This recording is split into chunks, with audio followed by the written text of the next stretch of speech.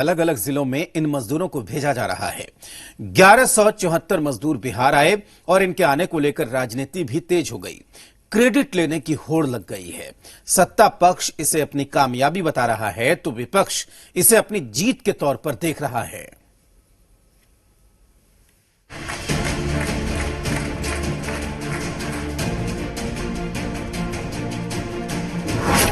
प्रवासी के पहुंचने पर गरमाई राजनीति, सियासी दलों में क्रेडिट लेने की होड़ मची। पक्ष विपक्ष ने अपनी अपनी जीत बताई।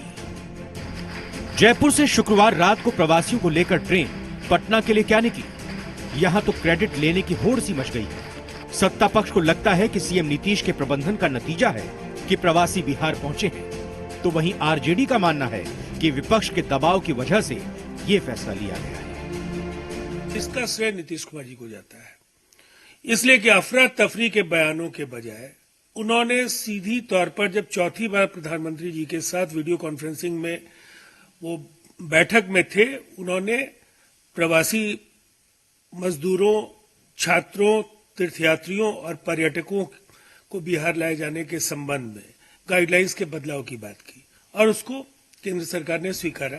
नेता प्रतिपक्ष श्री तेजस्वी यादव जी ने लगातार अपनी मांगों पर अडिग रहे और इसी का नतीजा है कि तेजस्वी यादव जी के दबाव में राष्ट्रीय जनता दल के सरकार को फैसला लेने के लिए मजबूर होना पड़ा।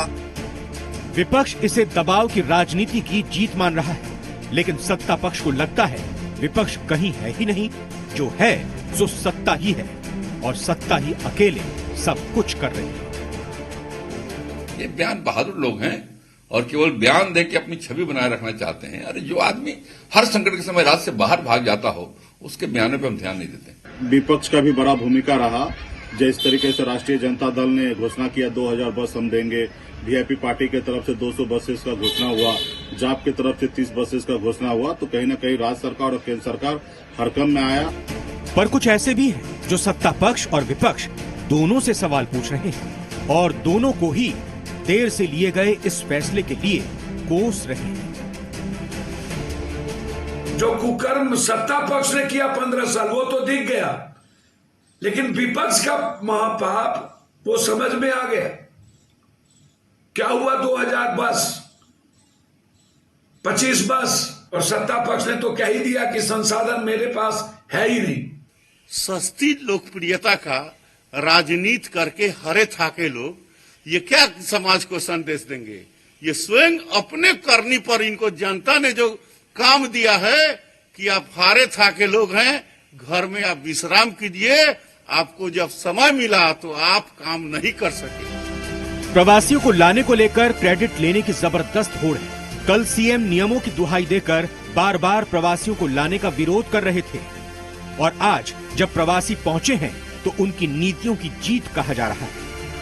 हालांकि विपक्ष बार बार कह रहा है कि उनके दबाव की वजह से ही सरकार को फैसला लेना पड़ा है। दिल्ली से स्वप्निल के साथ धीरज ठाकुर, जी मीडिया।